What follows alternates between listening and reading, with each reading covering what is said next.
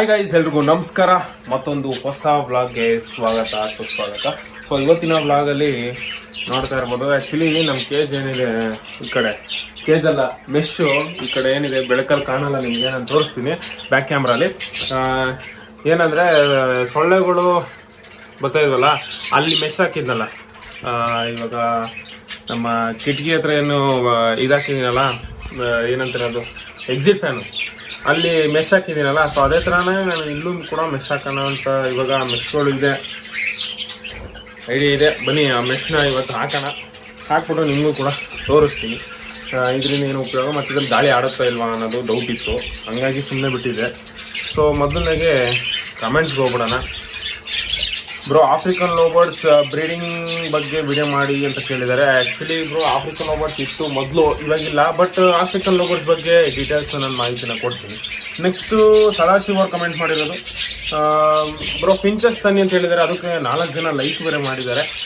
ಖಂಡಿತ bro, finches ತರೋಣ. Actually ಒಂದು female ಫಿಂಚ್ನೇ ನಾನು ಅಷ್ಟು ದಿನ ಸಾಕಿದ್ದೀನಿ ಅಂತ, ಇನ್ನು ಫೀಮೇಲ್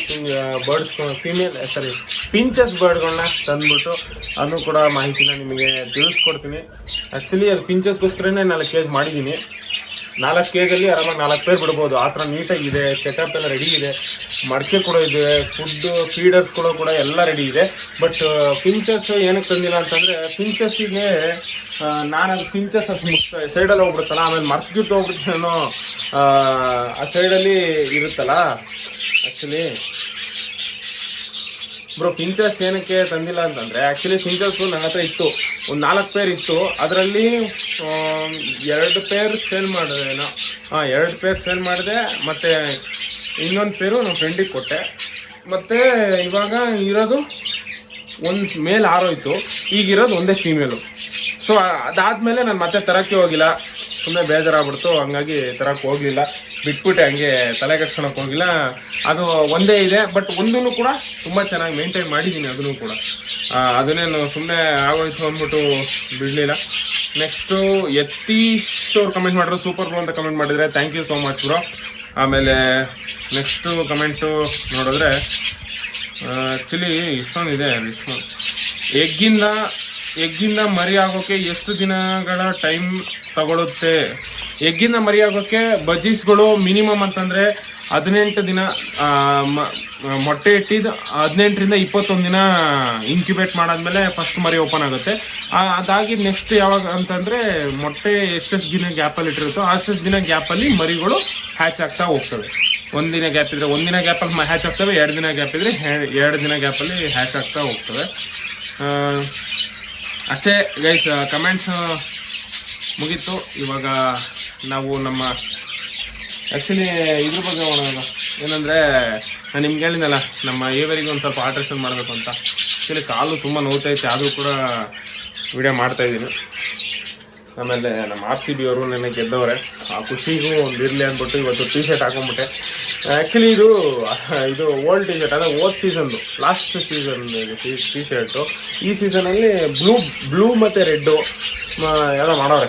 ಬ್ಲೂ ಮತ್ತು ರೆಡ್ಡು, ಮತ್ತು ಇಲ್ಲಿ ಡೆಲಿವರಿ ಮತ್ತು ಲೋಗೋನು ಕೂಡ ಚೇಂಜ್ ಮಾಡೋರೆ. ಇದು ರಾಯಲ್ ಚಾಲೆಂಜರ್ಸ್ ಬ್ಯಾಂಗ್ಳೂರು ಅಂತ ಇದೆ, ಬ್ಯಾಂಗ್ಳೂರು. ಬಟ್ ಈಗಿರೋದು ರಾಯಲ್ ಚಾಲೆಂಜರ್ಸ್ ಬೆಂಗಳೂರು ಇವಾಗಿರೋದು. ನಾನು ಹೇಳಿದ್ನಲ್ಲ, ಇದೇ ಕೇಸು. ಇದಕ್ಕೆ ಇವಾಗ ಮೆಶ್ ಹಾಕ್ಬೇಕು. ಮೆಶ್ ಅಂದರೆ ಇವಾಗ ಆಲ್ರೆಡಿ ಮೆಶ್ ಹಾಕಿದ್ದಲ್ಲ, ಏನು ಮೆಶು ಅಂತ ಗೊತ್ತಾಗಿಲ್ಲ ಅಂತಂದರೆ, ನೋಡಿ ಇಲ್ಲಿದೆ, ತರಿಸಿದ್ದೀನಿ. ಆ್ಯಕ್ಚುಲಿ ಅಮೆಝಾನಲ್ಲಿ ತರಿಸಿದ್ದು ಫುಲ್ ಸೆಟ್ಟು, ಇಷ್ಟೊಂದಿದೆ ನೋಡಿ. ಇದು ಕಟ್ ಮಾಡಿ ಇಟ್ಟಿದ್ದೀನಿ ಇವಾಗ. ಇದೊಂದು ಪೀಸು ಕಟ್ ಮಾಡಿ ಇಟ್ಟಿದ್ದೀನಿ. ಸ್ವಲ್ಪ ಇಲ್ಲೂ ಕೂಡ ಯೂಸ್ ಮಾಡಿದ್ದೆ ನೋಡಿ. ಇಲ್ಲಿ ಮೆಶ್ ಹಾಕಿದ್ದೀನಿ, ಮೆಶ್ ಮೇಲೆ ಕಬ್ಬಣದ ಮೆಶ್ ಮೇಲೆ ಇದಾಕಿದ್ದೀನಿ. ಏನಿದು ಸೊಳ್ಳೆ ಮೆಶು. ಸೊಳ್ಳೆಗಳು ಜಾಸ್ತಿ ಆಗ್ಬಿಟ್ಟವ್ರೆ ಗೈಸ್ ಬೆಂಗಳೂರಲ್ಲಿ. ಮಳೆ ಇಲ್ವಲ್ಲ, ಸೆಕೆಗೆ ಒಳ್ಳೆ ಸೊಳ್ಳೆಗಳು ಬರ್ತವೆ. ಸೊ ಯಾವುದೇ ಥರವಾದ ಈ ಥರ ಇದರಲ್ಲಿ ಹೋಲ್ಸಿದೆಯಲ್ಲ, ಬರ್ಡ್ಸ್ ಏನೋ ಆಚೆ ಬರೋಲ್ಲ, ಬಟ್ ಬರ್ಡ್ಸ್ ಬಿಟ್ಟು ಬೇರೆ ಹುಳಗಳು ಏನಾರ ಒಳಗಡೆ ಹೋಗ್ಬಿಡ್ತವೆ. ಸೊ ಸಣ್ಣ ಫ್ಲೈಸು ಏನಂತಾರೆ ಅದೆಲ್ಲ ಒಳಗಡೆ ಹೋಗ್ಬಿಡ್ತಾವಲ್ಲ. ಸೊ ಹಂಗಾಗಿ ಅದು ಹೋಗಬಾರ್ದು ಅನ್ನೋದು ಕಾರಣಕ್ಕೆ ಈ ಮೆಶ್ನ ಹಾಕ್ತಾಯಿದ್ದೀನಿ. ಇವತ್ತು ಹಾಕ್ಬಿಟ್ಟು ತೋರಿಸ್ತೀನಿ ನಿಮ್ಗೆ ಹೆಂಗೆ ಕಾಣುತ್ತೆ ಅಂತ. ಗೈಸ್, ಇವಾಗ ಇಷ್ಟು ಕಟ್ ಮಾಡ್ಕೊಂಡಿದ್ದೀನಿ. ನೋಡೋಣ, ಇಷ್ಟರಲ್ಲೇ ಆಗ್ಬೋದು ಅಂತ ಅಂದ್ಕೊಂಡಿದ್ದೀನಿ. ನೋಡೋಣ, ಒಂದಷ್ಟು ಸ್ವಲ್ಪ ಕಟ್ ಮಾಡ್ಕೊಂಡಿದ್ದೀನಿ. ಇದರಲ್ಲಿ ಆಲ್ಮೋಸ್ಟ್ ಒಂದು 10-15 ಪೀಸ್ ಇರ್ಬೋದು. ಕಾರ್ನರಲ್ಲಿ ಟೈ ಮಾಡೋಕ್ಕೆ ಕೈಯೆಲ್ಲ ಗಲೀಜಾಯ್ತು ನೋಡಿ. ಇಲ್ಲೇ ಕಟ್ಟಿಂಗ್ ಪೇರಲ್ಲೇ ಕಟ್ ಮಾಡಿದ್ದು ಬೈಂಡಿಂಗ್ ವೇರಲ್ಲಿ ನೋಡಿ. ಇವಾಗ ಈ ಥರ ಮಚ್ಚೆ ಗೈಸ್ ನೋಡ್ಬೋದು. ಇವಾಗ ನಮ್ಮ ಏವರಿ ಒಳಗಡೆ ಹೋಗೋಕ್ಕೆ ಇಲ್ಲಿ ಮೆಶ್ ಹಾಕಿದ್ದೀನಲ್ಲ, ಆ ಮೆಶ್ ಹಿಂದ್ಗಡೆನೆ ಸೊಳ್ಳೆ ಮೆಶ್ ಹಾಕಿದ್ದೀನಿ. ಏನಕ್ಕೆ ಅಂತಂದರೆ ಇವಾಗ ನಾವು ಒಂದೊಂದು ಟೈಮು ಲೇಟ್ ಆಗುತ್ತೆ ಕ್ಲೋಸ್ ಮಾಡೋದು. ನಾನು ಇಲ್ಲೇ ವೀಡಿಯೋ ಮಾಡ್ತಾ ಇರ್ತೀನಿ. ಆ ಟೈಮಲ್ಲಿ ಏನಾಗುತ್ತೆ, ಓಡ ಕೂರೋಕ್ಕಾಗಲ್ಲ ಅಥವಾ ಬಾಗಿಲು ತೆಗಿಯೋಕ್ಕಾಗಲ್ಲ. ಏನಕ್ಕೆ ಅಂತಂದರೆ ಸೊಳ್ಳೆಗಳು, ಭಯಂಕರ ಸೊಳ್ಳೆಗಳು ಬಂದ್ಬಿಡ್ತವೆ. ಸೊ ಆ ಭಯಂಕರ ಸೊಳ್ಳೆಗಳನ್ನ ನಾವು ಅವಾಯ್ಡ್ ಮಾಡೋದಕ್ಕೋಸ್ಕರ ನಾನು ಇದನ್ನು ಯೂಸ್ ಮಾಡಿದ್ದೀನಿ. ಇದು ನಾನು ಆ್ಯಕ್ಚುಲಿ ಇಲ್ಲೇನು ನೋಡ್ತಾ ಇದ್ದೀರಾ, ಇಲ್ಲಿ ಇದೆಯಲ್ಲ, ಇದು ನಿಮಗೆ ಬ್ಯಾಕ್ ಕ್ಯಾಮ್ರಲ್ಲಿ ತೋರಿಸ್ಕೊಡ್ತೀನಿ. ಇಲ್ಲಿ ನೋಡಿದ್ರೆ ಗೊತ್ತಾಗಲ್ಲ. ನೋಡ್ತಾ ಇದ್ದೀರಲ್ಲ, ಇವಾಗ ನಾನು ಹೋದ್ಸರಿನೇ ನೋಡಿರ್ತೀರ, ಇಲ್ಲಿ ಮೆಶ್ ಇದೆ, ಜೊತೆಗೆ ಚಿಕ್ಕ ಚಿಕ್ಕದು ಈ ಮೆಶ್ ಇದೆ. ಏನದು, ಸೊಳ್ಳೆ ಮೆಶ್ಶು, ಆಮೇಲೆ ಎಕ್ಸಿಟ್ ಫ್ಯಾನು. ಸೊ ಅದೇ ಥರನೇ ಇಲ್ಲೂ ನೋಡಿ, ಚಿಕ್ಕ ಚಿಕ್ಕ ಮೆಶ್ ಇದೆ ನೋಡಿ. ಟೈಟಾಗಿ ಕಬ್ಬಣ ಹಾಕಿ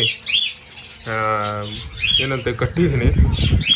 ಸೊ ಇವಾಗ ಇಲ್ಲಿಂದ ಹೊರಗಡೆ ನಿಂತ್ಕೊಂಡ್ರೆ ಬರೀ ಗಾಳಿ ಮಾತ್ರ ಹೋಗುತ್ತೆ ಹೊರತು ಬೇರೆ ಯಾವುದೇ ತರಹದ ಚಿಕ್ಕ ಪುಟ್ಟ ಹುಳಗಳಾಗಿರ್ಬೋದು ಹೊರಗಡೆ ಎಂಟ್ರಿ ಕೊಡಲ್ಲ. ಸೊ ನಮ್ಮ ಬರ್ಡ್ಸ್ಗಳಿಗೂ ಕೂಡ ಕಚ್ಚಲ್ಲ. ನೀವು ಕೂಡ ಅಷ್ಟೇ, ನಿಮ್ಮ ಮನೆಯಲ್ಲಿ ಏನಾರ ನೀವು ಬರ್ಡ್ಸ್ನ ಈ ಥರ ಬರ್ಡ್ಸ್ ರೂಮ್ ಆ ಥರ ಏನಾರ ಸಪ್ರೇಟಾಗಿ ಇಟ್ಟಿದ್ರೆ, ಈ ಥರ ಓಪನ್ ಏರಿಯಾ ಇದೆ, ಈ ಥರ ಫುಲ್ ಗಾಳಿ, ಈ ಥರ ಓಪನ್ ಏರಿಯಾ ಇತ್ತು ಅಂತಂದರೆ ನೀವು ಈ ಥರ ಯೂಸ್ ಮಾಡ್ಬೋದು. ಅವಾಗ ಏನಾಗುತ್ತೆ, ನಿಮ್ಮ ಬರ್ಡ್ಸ್ಗಳಿಗೆ ಕಾಯಿಲೆ ಬರಲ್ಲ. ಏನು ಮಾಡ್ತವೆ ಅಂದರೆ, ಸೊಳ್ಳೆಗಳು ನಿಮಗೆ ಗೊತ್ತು ಎಲ್ಲೋ ಕಚ್ಚಿರ್ತವೆ, ಇನ್ನೆಲ್ಲೋ ಕಚ್ಚಿ ಯಾವುದೋ ಪ್ರಾಣಿನೋ ಪಕ್ಷಿನೋ ಮನುಷ್ಯಂಗೋ ಕಚ್ಚಿಬಿಟ್ಟು ಬಂದ್ಬಿಟ್ಟು ಬರ್ಡ್ಸಿಗೆ ಇನ್ಜೆಕ್ಟ್ ಮಾಡ್ತವೆ ಅದೇ ನೀಡಲ್ನ. ಸೊ ಅಂದರೆ ಸೊಳ್ಳೆದು ನೀಡಲ್ ಇರುತ್ತಲ್ಲ, ಅದನ್ನು ಇಂಜೆಕ್ಟ್ ಮಾಡಿದಾಗ ಏನಾಗುತ್ತೆ, ಅದರಲ್ಲಿ ಬೇರೆ ಎಲ್ಲೋ ಕಾಯಿಲೆ ಎತ್ಕೊಂಡ್ಬಂದು ಇಲ್ಲಿ ಕಾಯಿಲೆ ಹರಡು ಮಾಡುತ್ತೆ. ಸೊ ಅದರಿಂದ ಬರ್ಡಿಗೆ ಹೆಲ್ತ್ ಇಶ್ಯೂಸ್ ಆಗ್ಬೋದು. ಸೊ ಹಂಗಾಗಿ ಅದನ್ನು ಅವಾಯ್ಡ್ ಮಾಡೋದಕ್ಕೋಸ್ಕರ ಇದನ್ನು ಮಾಡಿದ್ದೀನಿ. ಆಲ್ಮೋಸ್ಟ್ ಸ್ಟ್ರೈಟಾಗಿದೆ. ಗಾಳಿ ನೋಡಿದ್ರೆ ಇವಾಗ ನೋಡಿ, ಈ ಥರ ಆ ಕಡೆ ನೋಡಿದ್ರೆ ನಿಮ್ಗೆ ಗೊತ್ತಾಗ್ತಾ ಇರಲಿಲ್ಲ ನೋಡಿ. ಇಲ್ಲಿ ಇವಾಗ ಬಾಕ್ಸ್ ಒಳಗಡೆ ಚಿಕ್ಕ ಚಿಕ್ಕ ಬಾಕ್ಸ್ಗಳು ಕಾಣ್ತಾ ಇರ್ಬೋದು. ಆಲ್ಮೋಸ್ಟ್ ಎಲ್ಲ ಒಂದು 70% 80% ಅವಾಯ್ಡ್ ಆಗುತ್ತೆ. 80% ಆರಾಮಾಗಿ ಅವಾಯ್ಡ್ ಆಗುತ್ತೆ. ಒಂದು ಚಿಕ್ಕದೊಂದು ಹುಳ ಬರುತ್ತೆ, ಅದೊಂದು ಮಾತ್ರ ಹುಳ ಬರುತ್ತೆ, ಬಟ್ ಆ ಹುಳ ಇಲ್ಲಿ ಬರೋಲ್ಲ ಸದ್ಯಕ್ಕೆ.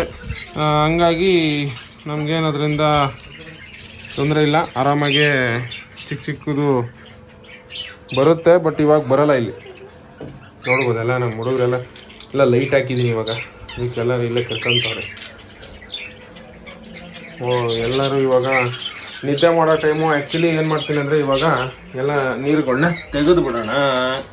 ನೋಡಿ ಬೆಳಗಿಂದ ಚೇಂಜ್ ಮಾಡಿಲ್ಲ ಅಂದರೆ, ಇದು ಇವತ್ತು ಬೆಳಗ್ಗೆ ಇಟ್ಟಿರೋ ನೀರು ಎಷ್ಟು ಗಲೀಜಾಗಿದೆ ನೋಡಿ. ಇವಾಗ ಎಲ್ಲ ಬೆಳಗಿಂದ ಇಟ್ಟಿರೋ ನೀರನ್ನೆಲ್ಲ ತೆಗೆದಿದ್ದೀನಿ ನೋಡಿ. ಒಂದು ದಿನಕ್ಕೆ ಬೆಳಗಿಂದ ಸಂಜೆ ಒಂದು ದಿನ ಅಂದರೆ ಮೋಸ್ಟ್ ಪ್ರಾಬಬ್ಲಿ ಬೆಳಗ್ಗೆ ಒಂದು 8:30 ಅಂದ್ಕೊಳ್ಳಿ, 8:30ಗೆ ಇಟ್ಟಿರೋ ನೀರು ಸಂಜೆ ಇವಾಗ ಟೈಮ್ ಬಂದ್ಬಿಟ್ಟು ಒಂದು 5:45 ಅಂದ್ಕೊಳ್ಳಿ. Time 5:45 time. ಒಂದು ದಿನ ಬೆಳಗಿನ ಸಂಜೆ ಒಂದು 10 ಅವರ್ ಅಷ್ಟೇ, ಅಷ್ಟಕ್ಕೆ ಇಷ್ಟೊಂದೆಲ್ಲ ಗಲೀಜಾಗಿದೆ. ಸೊ ಇವಾಗ ಇದನ್ನೆಲ್ಲ ಚೆಲ್ಬಿಟ್ಟು ನೀಟಾಗಿ ಇಟ್ಬಿಟ್ಟು ಮತ್ತೆ ಬೆಳಗ್ಗೆ ನೀಟಾಗಿ ಫ್ರೆಶ್ ವಾಟರ್ನ ಕೊಡ್ತೀನಿ. ಸೊ ನೀವು ಕೂಡ ಅಷ್ಟೇ, ಯಾರೇ ಬರ್ಡ್ಸ್ ಇಟ್ಟಿದ್ರು ನೈಟು ನೀರು ತೆಗೆದುಬಿಡಿ. ಇವಾಗ ಅಷ್ಟೇ ಅಲ್ಲ, ಎಲ್ಲ ಸೀಸನಲ್ಲೂ ಅಷ್ಟೇ. ಬರೀ ಬೇಸಿಗೆಗಾಲದಲ್ಲಿ ಮಾತ್ರ ಈ ಥರ ಮಾಡಬೇಕು ಅಂತಂದರೆ ಅಲ್ಲ, ಎಲ್ಲ ಸೀಸನಲ್ಲೂ ಇದೇ ಥರ ಮಾಡಿ. ಅವಾಗ ನಿಮ್ಮ ಬರ್ಡ್ಸ್ ಹೆಲ್ತ್ ಕೂಡ ಚೆನ್ನಾಗಿರುತ್ತೆ. ಯಾಕೆಂದರೆ ಒಳ್ಳೆ ಫ್ರೆಶ್ ವಾಟರ್ ಬೆಳಗ್ಗೆ ಎದ್ದಿದ ತಕ್ಷಣ ಕುಡಿಯೋದ್ರಿಂದ, ಯಾಕೆಂದರೆ ಬರ್ಡ್ಸ್ಗಳು ಯೂಶುವಲ್ ಆಗಿ ಬೆಳಗ್ಗೆ ಎದ್ದಿದ ತಕ್ಷಣ ನೀರನ್ನ ಕುಡಿತವೆ. ಸೊ ನೀವು ಫ್ರೆಶ್ ವಾಟರ್ ಕೊಡೋದ್ರಿಂದ ಆ ಬರ್ಡು ಇನ್ನೂ ತುಂಬ ಹೆಲ್ದಿಯಾಗಿರುತ್ತೆ. ಸೊ ಬೆಳಗ್ಗೆ ಎದ್ದಿದ ತಕ್ಷಣ ಫ್ರೆಶ್ ವಾಟ್ರು ಕುಡಿತಾವೆ ಪ್ರಾಣಿಗಳು, ಯಾವುದೇ ಆಗಿರಲಿ ಫ್ರೆಶ್ ವಾಟರ್ ಕುಡ್ದೇ ಇದ್ದಾವೆ. ಎದ್ದಿದ ತಕ್ಷಣ ನೀವು ಲೈಟಾಗಿ, ಅದಕ್ಕೆ ಲೈಟ್ ಅನ್ನೋದು ಬಂದಿದ ತಕ್ಷಣ, ಬೆಳಕು ಅನ್ನೋದು ಬಂದಿದ ತಕ್ಷಣ ಕುಡಿತವೆ. ಸೊ ನೈಟೆಲ್ಲ ಅದೇ ಇದ್ರೆ ಬೇರೆ ಯಾವುದೋ ಹುಳ ಬಂದು ಯಾವುದೋ ಒಂದು ಸೊಳ್ಳೆನೋ ಏನೋ ನೀರು ಕುಡ್ಕೊಂಡು ಹೋಗಿರ್ಬೋದೇನೋ, ಸೊಳ್ಳೆನೋ ಇಲ್ಲ ಬೇರೆ ಯಾವುದೋ ಇನ್ಸೆಕ್ಟ್ ನೀರು ಕುಡ್ಕೊಂಡು ಹೋಗಿರ್ಬೋದು. ಅದನ್ನೇ ಮತ್ತೆ ಬರ್ಡ್ ನೀರು ಕುಡಿದ್ರೆ ಮತ್ತೆ ಬರ್ಡಿಗೆ ಹೊರಗಡೆ ಏನಾರು ಇನ್ಫೆಕ್ಷನ್ಸ್ ಆಗ್ಬೋದು. ಸೊ ಅದರಿಂದ ನಾವು ನೀರು ತೆಗೆಯೋದ್ರಿಂದ ಬರ್ಡ್ ಫೀಡೆಲ್ಲ ಖಾಲಿ ಇರುತ್ತೆ. ನೀಟಾಗಿ ನಾವು ಬೆಳಗ್ಗೆ ಎದ್ದು ಫ್ರೆಶ್ ಆಗಿ ವಾಟರ್ ಇಟ್ಟಿದ ತಕ್ಷಣ ಆರಾಮಾಗಿ ಕುಡಿಯುತ್ತೆ. ಸೊ ನೀವು ಕೂಡ, ನನ್ನ ಸಜೆಷನ್ ಅದೇ. ಇವಾಗ ಇದೆಲ್ಲ ಚೆಲ್ಬಿಟ್ಟು ಸಿಗ್ತೀನಿ ನಿಮಗೆ. ಇಲ್ಲೇ ನಿಂತ್ಕೊಂಡು ಚೆಲ್ಲೋದು ನಾನು. ಆ್ಯಕ್ಚುಲಿ ಗೈಸ್ ಇವಾಗ ಟೈಮ್ ಬಾರಾಗಿದೆ, ಕತ್ಲೆ ಆಯಿತು.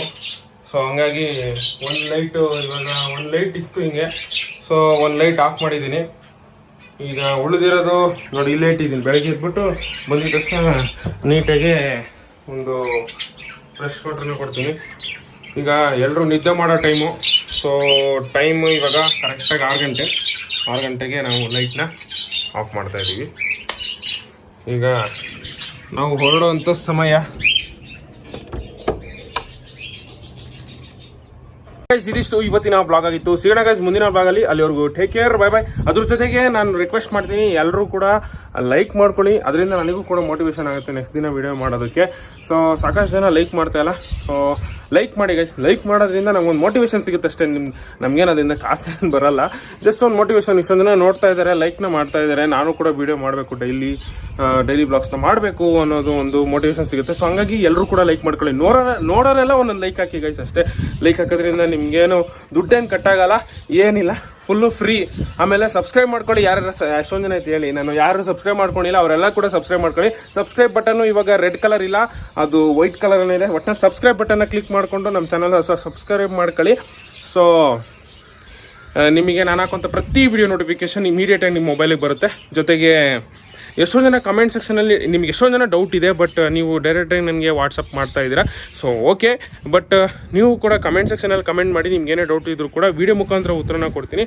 ಸೊ ಅದರಿಂದ ನಿಮಗೆ ಮತ್ತು ಜೊತೆಗೆ ಬೇರೆ ಯಾರಿಗಾರ ಅದೇ ಪ್ರಶ್ನೆ ಮೈಂಡಲ್ಲಿದ್ದರೆ ಅವರು ಕೂಡ ಒಂದು ಪರಿಹಾರ ಅಂದರೆ ಒಂದು ಸೊಲ್ಯೂಷನ್ ಸಿಗುತ್ತೆ ಅಂತ ಹೇಳ್ತಾ ಇವತ್ತಿನ ಬ್ಲಾಗ್ನ ಮುಗಿಸ್ತಾ ಇದ್ದೀನಿ. ಸಿಗೋಣ ಗೈಸ್ ಮುಂದಿನ ಬ್ಲಾಗಲ್ಲಿ.